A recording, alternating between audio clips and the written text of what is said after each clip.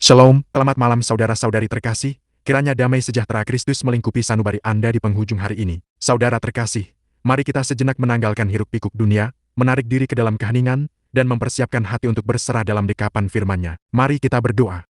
Bapa Surgawi, kami sujud syukur atas pemeliharaan-Mu yang tak pernah berkesudahan hingga malam ini. Kiranya Roh Kudus-Mu mengurapi hati kami, agar kebenaran firman-Mu bukan sekadar menjadi narasi, melainkan pelita yang menuntun langkah kami menuju kekekalan. Singkapkanlah selubung mata batin kami untuk melihat kemuliaan-Mu di tengah istirahat kami. Dalam nama Tuhan Yesus, amin. Nats renungan malam ini terambil dari Filipi 3 ayat 20. Karena kewargaan kita adalah di dalam sorga, dan dari situ juga kita menantikan Tuhan Yesus Kristus sebagai Juru Selamat. Dengan tema, menunggu Yesus dengan iman yang teguh. Saudara yang dikasihi Tuhan, Rasul Paulus menuliskan nats ini di tengah tekanan duniawi untuk mengingatkan sebuah identitas esensial, bahwa kita adalah orang asing di bumi. Istilah kewargaan atau politeuma menegaskan bahwa orientasi hidup kita tidak ditentukan oleh standar dunia yang fana, melainkan oleh hukum kerajaan surga. Penantian ini bukan sikap pasif, melainkan aktif dalam iman. Dalam Ibrani 11 ayat 1 ditegaskan bahwa iman adalah dasar dari segala sesuatu yang kita harapkan. Demikian juga Titus 2 ayat 13 menyebutkan tentang pengharapan yang penuh bahagia akan kedatangan Tuhan. Artinya, sejak dahulu hingga kini, umat Tuhan dipanggil untuk hidup dalam pengharapan yang pasti, bukan keraguan. Makna ayat ini pada masa itu adalah panggilan untuk tetap setia di tengah dunia yang tidak sejalan dengan nilai kerajaan Allah. Malam ini menjadi momen refleksi.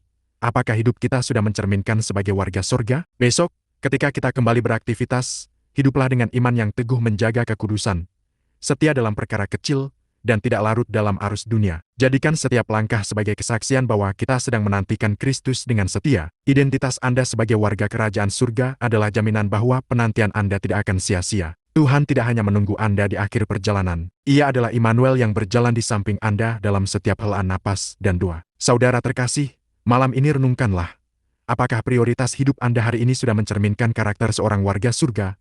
Ataukah Anda masih terbelenggu oleh ambisi dunia yang semu? Iman yang sejati tidak hanya menunggu tetapi tetap setia sampai akhir. Dunia boleh berubah, tetapi pengharapan kita tetap teguh di dalam Kristus. Hidup sebagai warga surga berarti setia menantikan Kristus dengan iman yang tidak tergoyahkan. Saudara-saudari terkasih, mari kita satu hati dalam doa.